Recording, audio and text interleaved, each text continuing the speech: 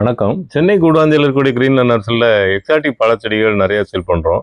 அதில பார்த்தீங்கன்னா, வெரைட்டி அதிகமா பண்றோம். இது வந்து ஒரு தாய்லாந்து வெரைட்டி மேங்கோ. இது வந்து 4 கிலோ மேங்கோன்னு சொல்றாங்க. அத 4 கேஜி மேங்கோன்னு சொல்றாங்க. புரோனே கிங்ன்னு சொல்லுவாங்க. வந்து இது விலை ஒரு இப்ப நம்ம ப்ரோ 1200 பேக்ல தான் வச்சிருக்கேன் இருந்தது. அதனால வாய்ப்பு. நமக்கு ஒரு ரொம்ப 500 ரூபா முறை பெருசா வரல. கொடுத்துருவோம். அது கிலோ 4 கிலோ வெயிட் வராது.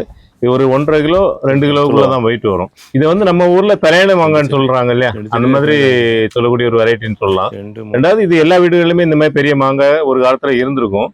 இப்போ அந்த ரகங்கள்லாம் இல்ல. இப்போ நம்ம ஒட்டு செடிகளா இந்த செடிகள சேல் பண்றோம். இந்த ஒட்டு செடிகள வாங்கி நடவு பண்ணீங்கன்னா 3 வருஷத்திலேயே காய்க்க ஆரம்பிக்கும்.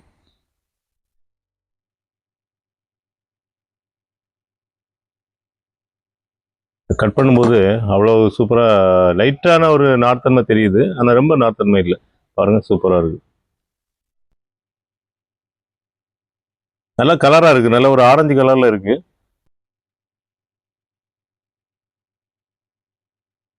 சூப்பரா இருக்கு. இந்த விதை பகுதி ரொம்ப சின்னதுதான். பாருங்க.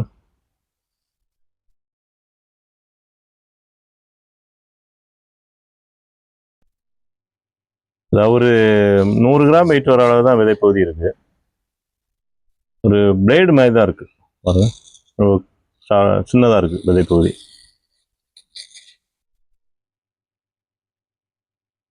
ரொம்ப சின்ன சைஸ் விதை. ஆனா பழம் பெரிய சைஸ். பெரிய மாம்பழங்க கட் பண்ணும்போது இந்த மாதிரி ஏன்னா சதைப்பகுதி அதிகமா இருக்கனால இப்படி எடுக்கலாம். பாருங்க. ரொம்ப நார் இருந்தா இந்த மாதிரி வராது. இது நார் தன்மை கம்மியா தான் இருக்கு.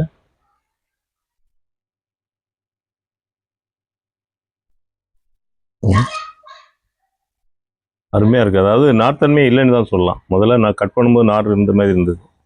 பார்க்கும்போது நார்த்தன்மை இல்லை. நார் சத்துக்கும் நார்த்தன்மைக்கும் வித்தியாசம் இருக்கு. அதாவது நார் சத்துங்கிறது அதனுடைய சத்தை குறிக்கிறது. நார்த்தன்மைங்கிறது நம்ம கட் பண்ணும்போதே அந்த ஒரு நார் மாதிரி தெரியும். அது நிறைய பழைய மாம்பழங்கள்ல அது மாதிரி இருக்கும். இது மாதிரி ஒரு பழைய மாம்பழம் தான். இது ஒன்றும் ஹைபிரிட் கிடையாது. வெளிநாட்டுல இருந்து வந்தவொடனே நம்ம ஹைபிரிட்னு நினைக்க வேண்டாம். ஒரு மிதமான இனிப்புல இருக்கு.